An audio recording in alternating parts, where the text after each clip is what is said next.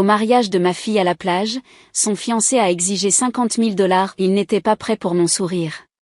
Au mariage de ma fille à la plage, juste au moment où le soleil plongeait dans les vagues au large de la côte de Cape Cod, son nouveau mari s'est penché vers moi et a dit avec un sourire suffisant, 50 000 $ pour le luxe de faire partie de cette célébration.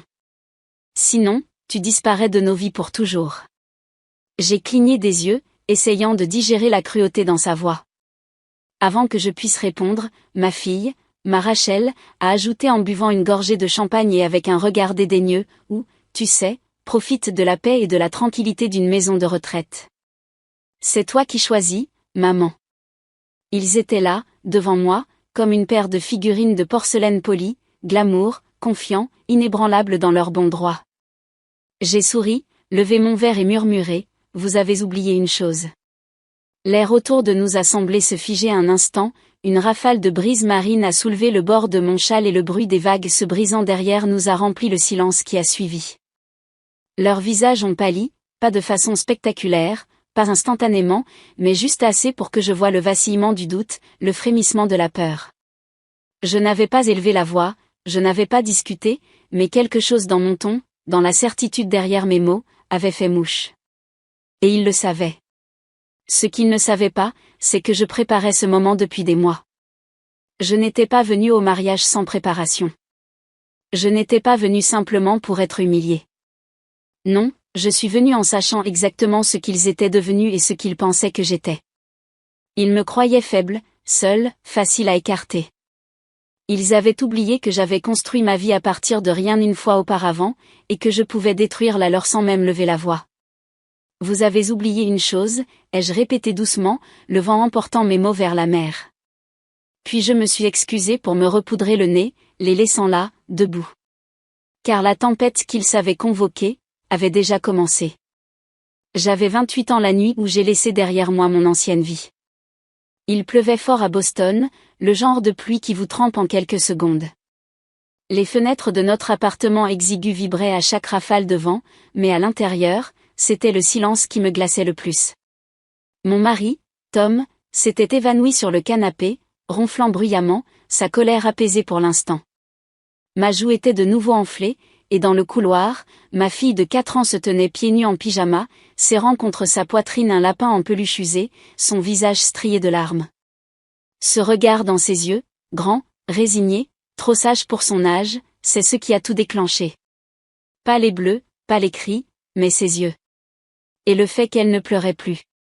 Elle avait déjà appris qu'il était plus sûr de se taire.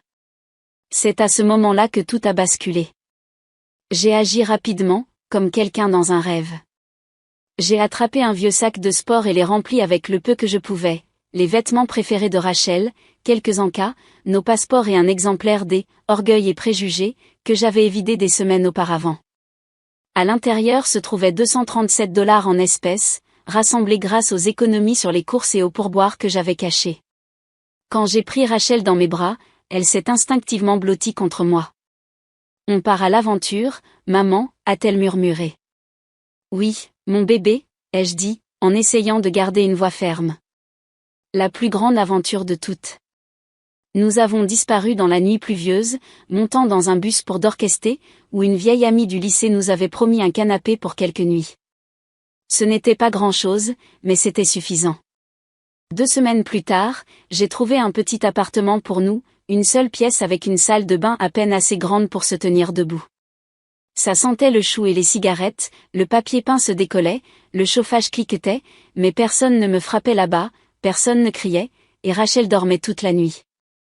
J'ai trouvé du travail dans un dîner, servant le petit déjeuner de 6h à 14h, puis je me changeais, enfilant une jupe et un chemisier de friperie pour répondre au téléphone dans un cabinet dentaire de 15h à 21h. J'étais épuisée, toujours, mais Rachel était en sécurité, et pour la première fois depuis des années, je pouvais respirer. Ce fut le véritable commencement de notre histoire. Pas le mariage, pas la boutique, mais cette nuit pluvieuse où j'ai choisi ma fille et moi-même par-dessus la peur. Rachel est entrée à l'université de Boston avec une bourse partielle. Je me souviens encore du jour où la lettre d'acceptation est arrivée. Elle a dansé dans notre petite cuisine, agitant l'enveloppe comme un ticket d'or. J'ai réussi, maman. J'ai vraiment réussi. Son visage était illuminé de joie, de fierté, du genre d'avenir que j'avais toujours rêvé qu'elle aurait. Cette nuit-là, après qu'elle se fût endormie, j'ai pleuré. Des larmes de bonheur, oui, mais aussi de peur, car les frais de scolarité étaient encore énormes, et ce que la bourse ne couvrait pas, je devrais trouver un moyen de le gérer. Le matin, j'avais un plan. J'ai pris des quarts de travail supplémentaires au dîner, accepté des emplois de nettoyage le soir dans des bureaux de bac B. Les week-ends, je travaillais dans l'entrepôt d'un grand magasin local.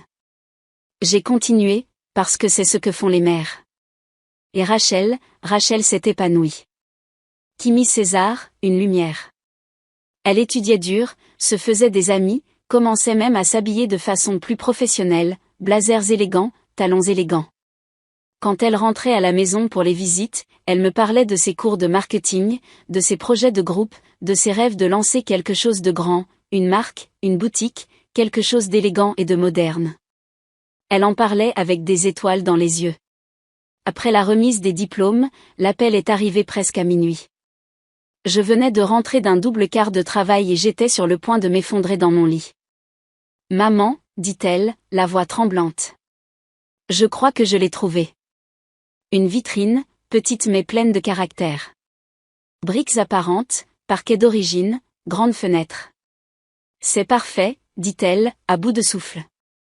Je peux tout voir, les présentoirs, les collections, l'ambiance. Mais j'ai besoin d'aide. J'ai besoin d'argent pour démarrer. Je sais que c'est beaucoup demandé, mais... Combien, ai-je demandé? Elle hésita. 97 000. Le chiffre m'a coupé le souffle. C'était plus que ce que j'avais en économie. Mais alors j'ai pensé à la seule chose que j'avais protégée toutes ces années, mon fonds de pension. Modeste, mais constant. Chaque paie, chaque mois, un peu mis de côté pour un « jour » qui n'arrivait jamais vraiment. J'ai rencontré Sarah Miller le lendemain, mon amie du lycée, maintenant assistante juridique dans un cabinet d'avocats respecté de Boston. Des années auparavant, je l'avais laissée dormir sur mon canapé convertible quand son mariage s'était effondré. Maintenant, elle était assise en face de moi dans un bureau du centre-ville, examinant les documents pour liquider mon avenir. « Tu es sûre de ça ?» a-t-elle demandé. « J'en suis sûre. » Mais Sarah n'avait pas terminé. Elle a ajouté quelque chose en plus, des statuts de société. « Tu conserveras 51% de la propriété, dit-elle fermement. Rachel sera la figure de proue, mais tu seras protégée. » J'ai hésité, mais elle a insisté. « Il ne s'agit pas de contrôle, il s'agit de sécurité pour vous deux. » Rachel a signé les papiers sans les lire. Elle était trop occupée à rêver. 3 mois plus tard, le placard de Rachel a ouvert avec des plateaux de fromage, des flûtes en plastique de vin pétillant et une pile d'invitations écrites à la main. J'étais debout au fond, la regardant briller. La boutique était magnifique, elle était radieuse, et j'étais heureuse d'être son associée silencieuse. Parce que ça, c'était le rêve. Le nôtre. Pendant un temps, tout sembla s'emboîter. La boutique grandit lentement au début, les ventes étaient modestes, le loyer serré.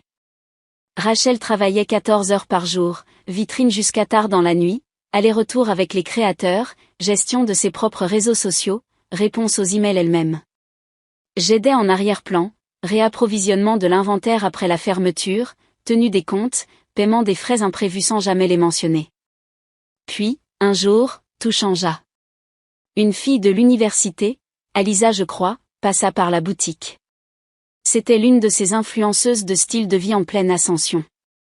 Elle essaya une robe fourreau bleu cobalt et publia une photo sur Instagram avec une légende flatteuse. Le lendemain matin, il y avait une file d'attente devant la boutique. L'après-midi même, Rachel avait tout vendu. Soudain, le placard de Rachel était sur la carte. Elle fut présentée dans des magazines locaux, d'autres influenceuses passèrent, des clientes vinrent de toute la ville. En 6 mois, elle lorgnait sur l'espace Wakanda accent grave côté. J'observais tout cela avec une joie qui me gonflait la poitrine. Je ne venais qu'après la fermeture, c'était mon choix. Je savais que je n'appartenais pas à son nouveau monde élégant, les étagères brillantes, le décor minimaliste, les clientes chics en talons de créateur. J'arrivais tard, portant les mêmes vieux pulls et baskets que j'avais portés pendant des années, toujours attentive à ne pas déranger. Maman, tu devrais venir pendant la journée un de ces jours, disait Rachel avec désinvolture. Ton monde, pas le mien, souriais-je. Je suis juste heureuse de le voir grandir. Mais un soir, je suis passée plus tôt que d'habitude, tenant un sac en papier avec de la nourriture à emporter pour la surprendre. Elle était au comptoir, discutant avec une cliente. Je me tins tranquillement près des portants, écoutant. Vous avez créé quelque chose d'incroyable, dit la femme. Comment avez-vous réussi ça, juste après l'université? Rachel sourit, confiante et radieuse. Je l'ai construit à partir de rien, dit-elle. Juste du travail acharné et une vision claire. Personne ne m'a rien donné. Sa voix était légère, ses mots étaient des couteaux. Je l'ai construit à partir de rien. Personne ne m'a rien donné. Je me suis retournée et je suis partie sans dire un mot, le sac de nourriture toujours serré dans ma main. Dehors, je me suis appuyée contre le mur de briques, essayant de calmer ma respiration. Ce fut la nuit où j'ai réalisé que j'avais disparu de son histoire. Pas discrètement, pas accidentellement, effacée. Je ne faisais plus partie du récit. J'étais juste l'ombre derrière la lumière. Quelques mois après cette nuit-là, Rachel rencontra David Harrington. Elle me le présenta brièvement lors d'un gala de la Chambre de commerce où elle était honorée comme l'une des meilleures entrepreneurs de Boston de moins de 30 ans. J'étais allée avec elle, ma première fois à entrer dans son monde en public, vêtue d'une robe bleu marine achetée en solde et les cheveux coiffés dans un salon pour la première fois depuis des années. David était élégant, riche, confiant, le genre d'homme qui disait votre nom une fois et ne l'oubliait jamais. J'ai tout de suite vu qu'il aimait le pouvoir, et Rachel, avec ses talons élégants et le succès de sa boutique, semblait être une partenaire parfaite pour le monde d'où il venait. En quelques semaines, ils étaient inséparables. Les dîners étaient annulés, les appels restaient sans réponse. Elle était emportée dans son monde, fêtes sur les toits, dégustation de vin, vacances dans les Hamptons. Quand nous parlions, le nom de David revenait constamment. David pense que la boutique pourrait devenir mondiale. Les parents de David connaissent des investisseurs. David m'apprend comment les vraies entreprises se développent. Il parlait en jargon et elle le répétait comme si c'était parole d'évangile. Puis, un jour, j'ai appris leur fiançailles par Facebook. Une photo, sa main sur sa poitrine à lui, un diamant de la taille d'un grain de raisin scintillant au soleil. J'ai dit oui pour toujours, disait la légende. Pas d'appel téléphonique, pas d'avertissement. Je l'ai appelé ce soir-là. Oh, maman, dit-elle, à bout de souffle d'excitation. J'allais te le dire. On a fêté ça. N'est-ce pas incroyable? Incroyable, n'était pas le mot que j'avais en tête. 2 jours plus tard, j'ai reçu un message qui ne m'était pas destiné. C'était une capture d'écran de David à Rachel, ta mère ne peut pas s'asseoir avec ma famille au dîner. Mes parents seraient horrifiés. Mets-la à la table des fournisseurs. J'ai regardé l'écran, attendant sa réponse, attendant qu'elle me défende. Mais aucune défense n'est venue. Juste un autre message pour moi, 7 minutes plus tard. Maman, tu peux croire que le fleuriste veut $1200 pour des branches d'eucalyptus? Ce mariage est tellement stressant. Ce soir-là, je suis passée à son appartement sans prévenir. Elle n'était pas chez elle, mais son ordinateur portable était ouvert sur le comptoir de la cuisine. Et là, il y avait un onglet intitulé « Gestion FMA ». Un document de stratégie complet, des puces décrivant comment me tenir à l'écart au moment clé, comment extraire un soutien financier maximal tout en minimisant ma visibilité. Un commentaire de David, après le mariage, il sera plus facile de créer de la distance. J'ai fermé l'ordinateur portable et suis restée en silence. Il ne m'oubliait pas seulement, il prévoyait de m'utiliser et de me jeter. Et c'est alors que j'ai appelé Sarah. J'ai besoin de toi, ai-je dit. Et j'ai besoin que tu ne poses pas de questions pour l'instant. Sarah n'hésita pas. Dès le lendemain, nous nous rencontrâmes dans son bureau à domicile. Bloc-notes juridiques, classeur et tasse à café remplissaient la pièce comme une salle de crise en pleine préparation. Si j'active ma participation majoritaire, demandai-je, qu'est-ce que cela me permet réellement de faire? Sarah me regarda dans les yeux. Cela signifie que tu peux initier un audit complet, geler les comptes de l'entreprise, révoquer tout contrat non autorisé, si nécessaire, reprendre le contrôle des opérations. J'acquiesçai. Mais je ne bougerai pas à moins qu'il ne me donne une raison, dis-je. Elle haussa un sourcil. Quel sera le déclencheur? Je ne répondis pas alors, mais je le savais. Et il arriva le jour du mariage de Rachel. Sur cette plage de Cap Cod, sous des guirlandes de lumière féerique et un jazz doux flottant depuis des haut-parleurs loués. Quand David se tourna vers moi, un verre à la main, et dit avec un sourire trop poli pour être sincère, 50 000 $. Payez-les ou disparaissez pour toujours. Quand Rachel, dans sa robe blanche sur mesure, lui fit écho d'un ton si désinvolte qu'il coupa plus profondément que n'importe quel cri, ou profitez de votre solitude dans une maison de retraite. Ce fut le moment. Celui qu'il n'avait jamais vu venir. Je levai lentement mon verre, savourant le champagne amer.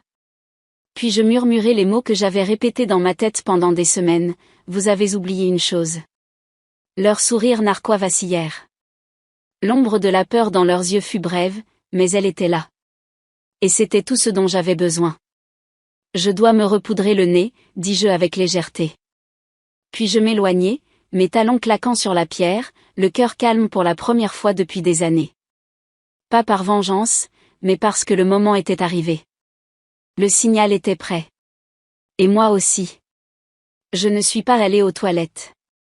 Au lieu de cela, j'ai longé le couloir au sol de marbre, traversé la terrasse et descendu la passerelle en bois étroite qui serpentait entre les dunes.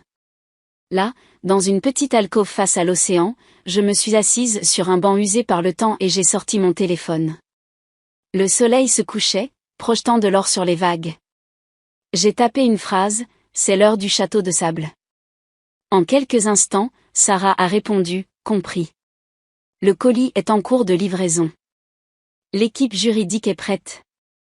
Ça va? J'ai regardé l'horizon pendant un long moment, puis j'ai répondu, ça ira. 7 minutes. C'est le temps que je suis restée sur ce banc. Juste assez pour lâcher le dernier fil d'espoir que ma fille choisirait l'amour plutôt que l'image, la vérité plutôt que la performance. Puis je me suis levée, j'ai secoué le sable de mes chaussures et je suis retournée vers la réception.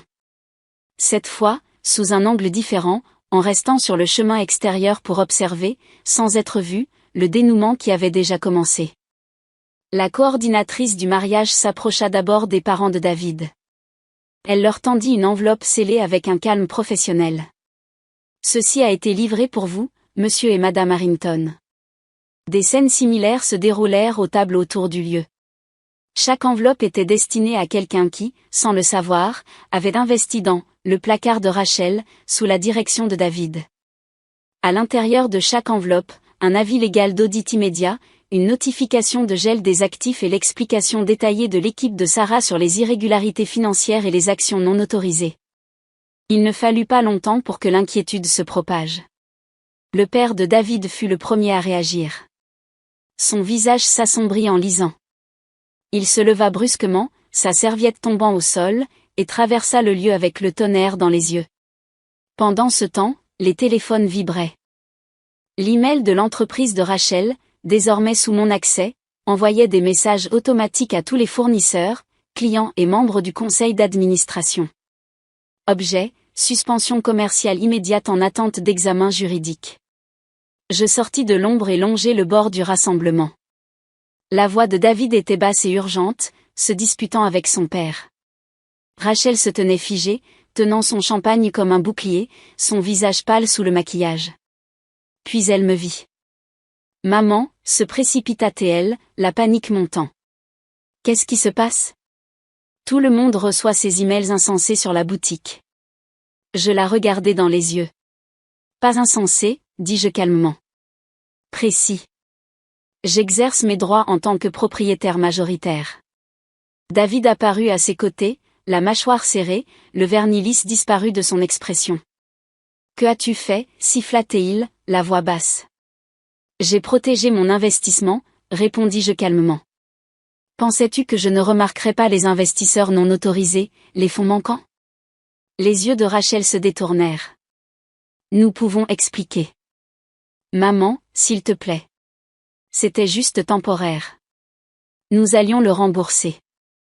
Pour financer le projet parallèle de David, dis-je. Une entreprise immobilière qu'il n'a pas eu assez confiance pour présenter à ses propres parents, alors il a détourné de l'argent de la boutique à la place. Le visage de David perdit toute couleur. De l'autre côté de la pelouse, son père parlait maintenant furieusement avec un couple tenant une autre enveloppe. Tu n'as aucune idée de qui tu as affaire, dit David entre ses dents serrées. Ma famille. Est-ce pour ça que ton père a l'air prêt à te déshériter, demandai-je, hochant la tête en direction de l'homme. Je me demande ce qu'il pense de ton utilisation d'une boutique comme tirelire personnelle. Rachel me regarda, les larmes emplissant ses yeux. Maman, murmura-t-elle, tu dois arranger ça, s'il te plaît. Tout ce pourquoi nous avons travaillé. Je la coupai doucement. Tout ce pourquoi j'ai travaillé. Elle tendit la main vers moi, désespérée. Je suis ta fille. Ta seule enfant. Tu ne peux pas me faire ça. Je fis une pause. Ce vieil instinct de protéger, de pardonner, s'agita une dernière fois. Mais ensuite je me souvins du tableur, de la table des fournisseurs, du silence après la trahison. Je l'ai déjà fait, dis-je doucement. Tu m'as montré ce que je signifiais pour toi. J'ai juste fini par te croire. Le téléphone de David sonna. Celui de Rachel vibra de nouveau. Email, avis légaux, répercussions. Ils sombrèrent dans la panique. Et moi, je me suis retournée et je me suis éloignée. À travers le chaos, à travers les murmures, à travers la honte qui ne m'appartenait plus. Mes talons claquèrent sur la terrasse en bois, ferme et sûre. Pas en colère, pas brisé. Simplement, c'en était fini. J'ai quitté la réception sans un autre regard. Au bord de la propriété, j'ai enlevé mes talons et j'ai marché sur le sable frais, laissant la brise de l'océan me balayer. À chaque pas loin de ce désastre scintillant, je me sentais plus légère, plus libre. À 3 miles sur la plage, Sarah attendait dans sa berline grise, le moteur tournant silencieusement. Elle n'a pas posé de questions, a juste souri et ouvert la portière passager. Nous avons roulé en silence pendant un moment, la côte s'estompant dans le rétroviseur. Je n'avais pas besoin de regarder en arrière. Je savais déjà ce que je laissais derrière moi. Pas seulement un mariage, pas seulement une trahison, mais toute une vie à être nécessaire uniquement pour ce que je pouvais donner. Maintenant, je choisissais autre chose. Dans une ville tranquille au nord de la ville, une nouvelle vitrine attendait. Modeste, intacte, la mienne. J'ouvrirais quelque chose de petit, de simple, construit non sur le sacrifice, mais sur la joie. Pas pour la validation de quelqu'un d'autre, juste pour moi. Que Rachel ait son projecteur. Que David reconstruise son image. Je n'avais pas de vengeance à savourer, seulement la paix à protéger. Pour la première fois depuis des décennies, je n'étais plus la mère de quelqu'un, le plan B de quelqu'un, le compte d'épargne de quelqu'un. J'étais juste moi. Et cela, enfin, suffisait. Si cette histoire vous a ému, n'oubliez pas de cliquer sur le bouton « J'aime ». Cela aide plus que vous ne le pensez. Avez-vous déjà dû vous éloigner pour trouver la paix? Partagez vos réflexions dans les commentaires ci-dessous. Et si vous aimez les histoires de force tranquille et de rédemption, abonnez-vous pour en savoir plus. Nous ne faisons que commencer.